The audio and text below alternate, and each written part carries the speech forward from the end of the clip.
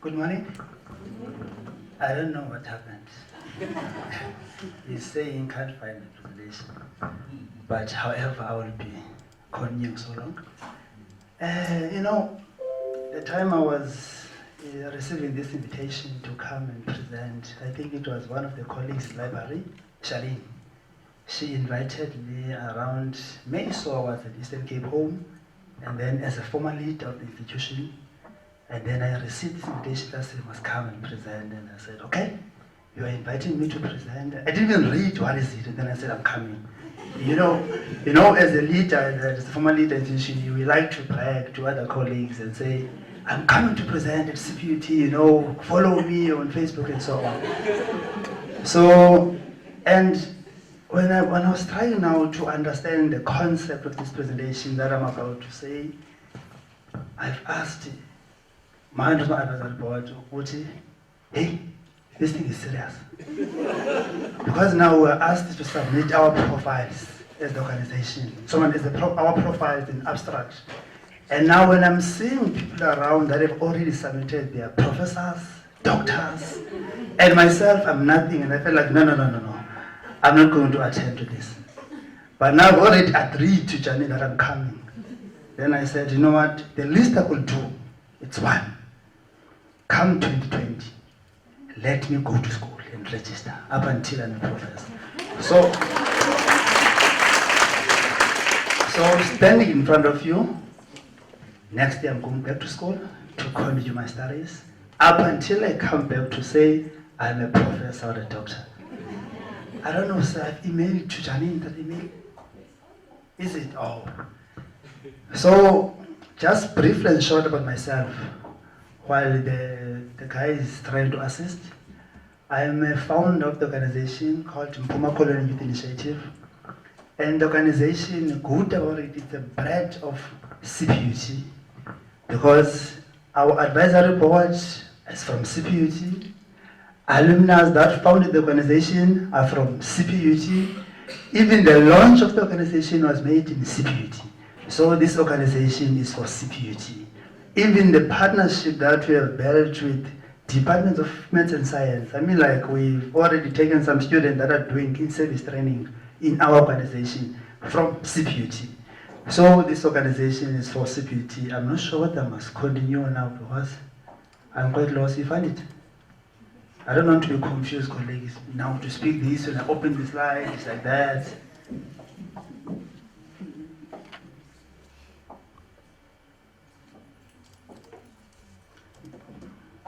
We will say in our student leadership, now it's a sabotage. Now it's a sabotage. My presentation is in fact. The colleagues are sabotaging myself.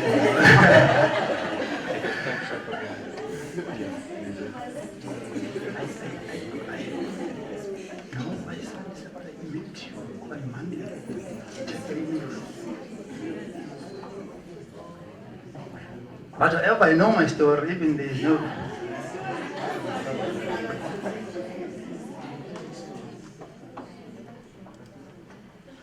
But if you can find it, I think I remember. No,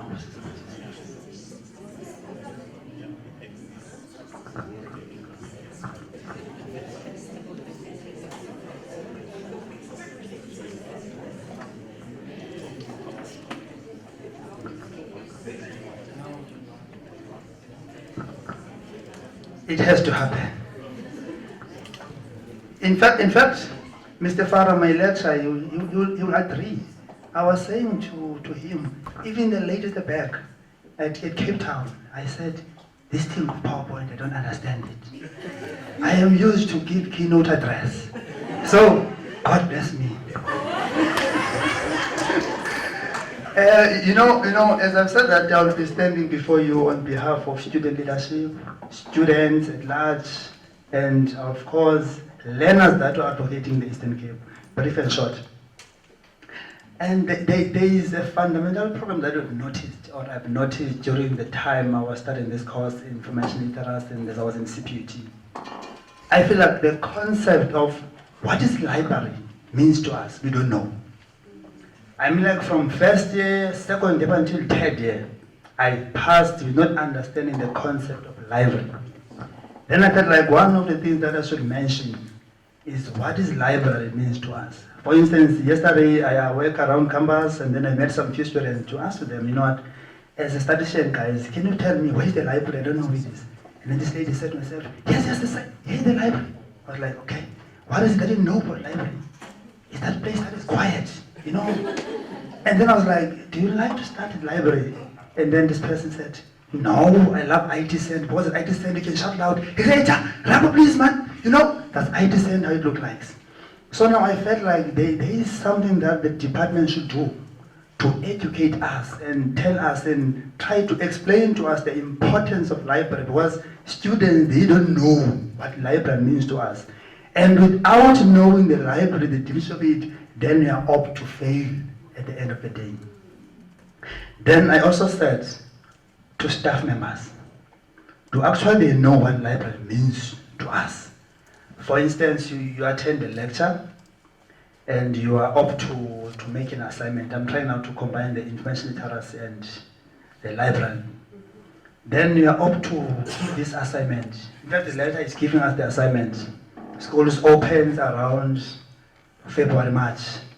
And then there comes Mr. Farah, the lecturer of statistics or communication skills, giving us the assignment. And then the assignment is due in a short while. There comes the library. After the assignment has been submitted by the lecturer to say, we want to teach you information literacy, how to reference, but I've already submitted the assignment to the lecturer. Then how do I submit the assignment? I go to Google. I'm telling the experience, what we are doing with students and what is happening even now. I go to Google, you type what is the assignment and so on and so on and so on, and then you just copy and paste and send to the lecturer will mark, and then you pass. Now you come library and say to us, you teach about information literacy, and then the lecturer doesn't speak to us about this, but we just get it out of the blue. Then I said on my presentation when I was praying it, this course of information literacy, it needs to be compulsory. How so? Departments of this institution, they have to own it. But if now you are saying electrical engineering, they must own it. Your library department, you must lead, you must drive this. Mr. Hess from Statistics will tell you, as the math science department, I'm serving that as a report, we are the one that is pushing students to say, you know what, we're having this beautiful gate partnership, math and science, and it's compulsory to students that you must go to a beautiful gate on this day to educate learners, and there is 15% mark for you at the end of the day. And if you make it free as it is currently, Ma'am Janine, I'm telling you, you're not going to attend it. So as part of the recommendation in short and brief, I've said the information literacy program, it's a good one. I'm one of those who at least attended it. Not, I was, you know that time when we were told to go to library and you don't even know this library. Then I was fortunately one of those who at least attended how to do referencing, catalog and so on. So I want to say to the House, one, this course should be compulsory. And how so? The departments, all departments and faculties in the institution, they must own it. And it must be addressed to lecturers, the importance of it, so that students could understand it. And the marks must be. Then now, what is it for first year? I was speaking for first year. Now, let us take it. Yesterday, you spoke of a refresher course at the exit level. Yes, even part of my recommendation, it says so. I said, there should be a refresher course. Even that refresher course, it should be compulsory. I believe in CPUT as far as I'm concerned. Most of us, we do in-service training. And even myself, I was doing one at ESCOM, to tell you the truth. I was researching about stock change and so on, and it was new to myself. So, and then I was about to submit the research, and and the person that was my boss, he was a PhD person, and he was checking the referencing and so on, which simply means that, imagine I did this 2013 back, but now it's 2017, I'm doing my in-service training. I don't even remember what is in text referencing, Harvard and so on. Then I was off to go to Google. and Google that, and then copy and paste and do that. So I'm trying to say, how many graduates that we have in CPUT did that? Now when we are doing a postgraduate, yesterday I met one of my friends at CPUT, is doing now his master's. And I was the one who was assisting him at some point to write the proposal to masters. I mean, like, we having that challenge, and now we need to face the reality. The most time we run away to face the reality as departments to say that, oh, we are hiding something, we are collapsing the university. But that student now will mark, in fact, will go for PhD, and then it might happen that it's going to mark the University of Fort Hare, UCT, and then already happens, this doesn't know anything. Then whom to blame? It's lecturers and departments. And of course, the library department will be asked, is having this information terrace, but this person can't do referencing how did he or she pass the first year, second year, and so on. So in short and simply, I was wanted to send this message to say it should be compulsory in both exit level and of course in first year. Lastly, there is one thing that I wanted to share, but it was before. As I'm from Eastern Cape, in rural areas, we did a research as an organization. We're a research-based organization, I must say that. The research, it was more of asking learners the feasibility of knowledge, how do they know, I mean, like, what is they know?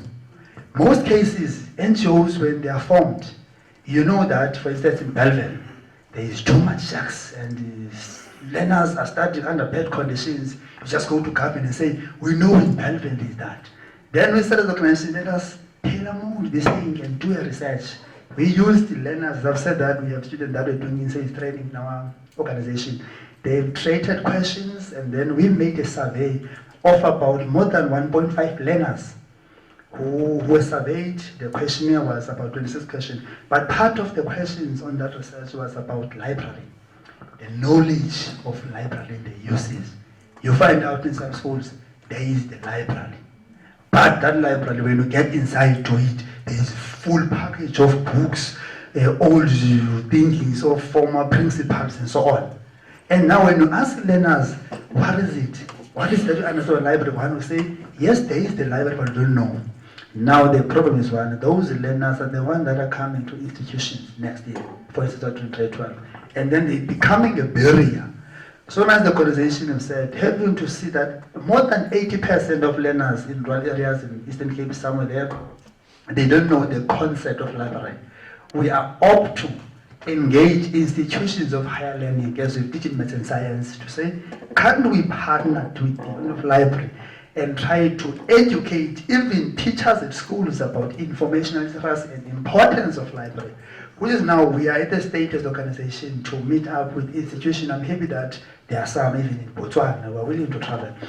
We are happy that we will engage to that extent to sit and try to enlarge this communication, to educate even libraries that are at schools, at high school. Mr. Andrew said that we need to go back to schools. So as an organization, we volunteer ourselves to assist and mediate in the crisis.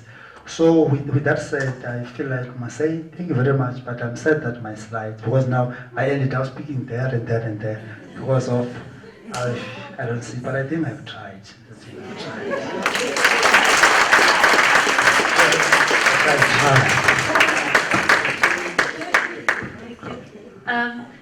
I think Simamkele is a perfect example of a 21st century learner. They like challenges and they roll with the punches. Thank you so much. Any questions or comments? Speak now or forever hold your peace. Simamkele, I think, oh, there's a question. Thank you, Jenny.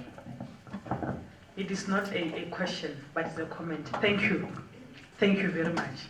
Because now you are saying things that we have always wanted to hear as librarians.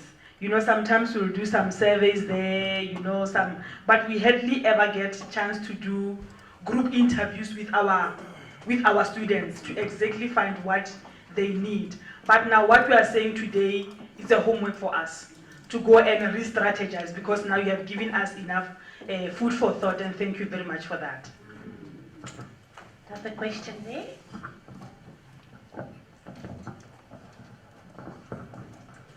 Thank you, Simamkele. I think you just displayed for me and for us the graduate attributes that you learned here at CPUT when you were a student not so long ago. Because not only did you do problem solving, right now you did creative thinking out of the box. So you displayed that the moment you would there was a curveball, it didn't distract you from the situation. So thank you very much for continuing with your presentation and showing us and just giving us that input as well. Thank you. One last question over there.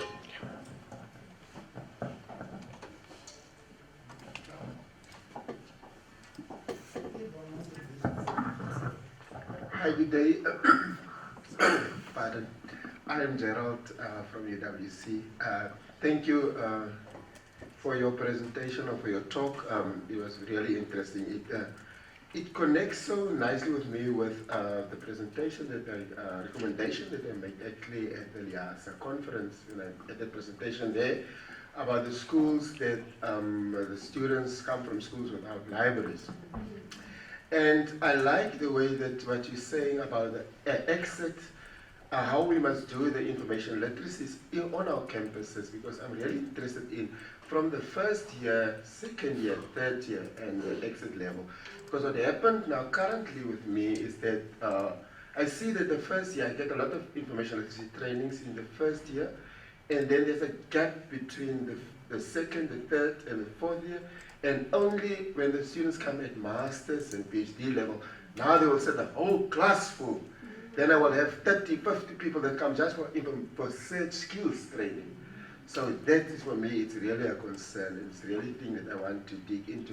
And thanks for you that really put emphasis on it as a student and a person who work with the students and come and tell me that this is really the way to go. Thank you very much.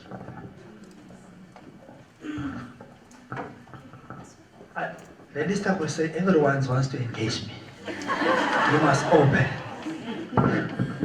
Hi, so first of all, I must applaud you on your enthusiasm and the fact that you buy so willingly into what we're trying to solve. So here's my question. You spoke about the concept of the library and its meaning.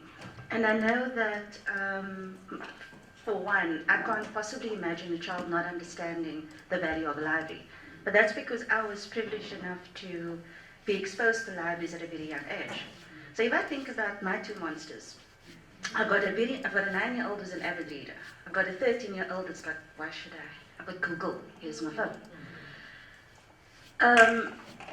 Have you thought of, because I personally believe that literacy skills should be taught at primary school level already, and the proper introduction into what a library can offer. So have you thought of actually approaching schools and partnering with some people, and with your enthusiasm and just the entertainment factor, because if I look at my sons, I know that solves them. And talking about libraries in such a way that encourages their interest. And it's not just, oh, it's over there. Because maybe that is a basis where the value of libraries and unpacking the concept and, the impact of libraries, we can start winning them over at 9, 10 years old. And not many moms have the time to take the kids to public libraries because you don't get the same kind of value sale. You know what I mean? So if we take, because we were talking, I think yesterday, about maybe they should start at high school level already, the proper literacies. But take it a step further, because with our kids today, they are so forward-thinking, they're so creative, they're so almost challenging and combative with new ideas if it's not within their own sphere of interest. Their friends, the peer pressure or the peer influence. So in your case, maybe, just again, I was sold on your enthusiasm on the whole thing. But if you take a personality like yours, and maybe grab a couple of people who are also ambassadors or, in this regard, and take it to the primary schools already. And then, phase into the high schools. And it's little programs, it's little things. Because children can be easily convinced, oh, you want to be a mathematician. But then you unpack by virtue of examples of what they can achieve. And you can actually get their interest in the value of libraries and everything else through just, bombarding them with what it is you're doing. You know, and how it can pay off for them in the long run. Because you can connect with kids now, really, they're too intelligent at this age already. Just saying. You know, ma'am, I'll take that as a message of that is very positive and to learn on it. But there is one thing that I want to say. There is the library where I'm from. Then after I received this invitation, then I went to the lady that is the library manager, I would say, at my place in the Eastern Cape where I'm based in. And then I've asked her, ma'am, I've got this assignment that I'm doing of information literacy. Can you please brief me, what is it? What is that I could say on behalf of these learners that you always go to primary and so on? It was surprising myself that that person doesn't understand what is it, and then is a qualified librarian. Now the issue is I would say is a qualified because she works in the library and the manager. So now the question is, as a person now who's at grade 8, if now she could go and find that to ask questions that are similar to that person, and then to find that person doesn't understand the concept of the definition of library is, then the whole name of library will be dead. That's the issue, but you will challenge and we'll work on that. Okay, I know I don't want to put the program director under pressure. I'll be very quick.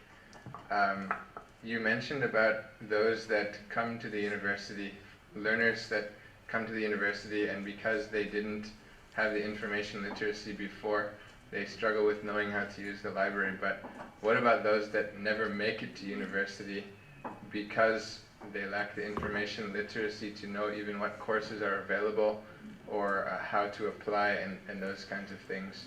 I believe that your organization was founded partly because of that issue. Yeah. Ish. Now you are twisting my mind otherwise. The least I could say, for those one, it's a challenge. Because you have to firstly deal with the matter, the challenge that is inside those who at least got concept of school, what is it?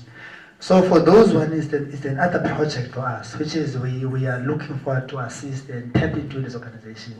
So for now, I cannot give a clear answer of how to solve that, but we are up to focus to them and try to assist. As Umam is saying that we need to bring it now massively out to every young person that is out, even out of school, in of school. So Mr. Farah, in that one, I think we will tap into it.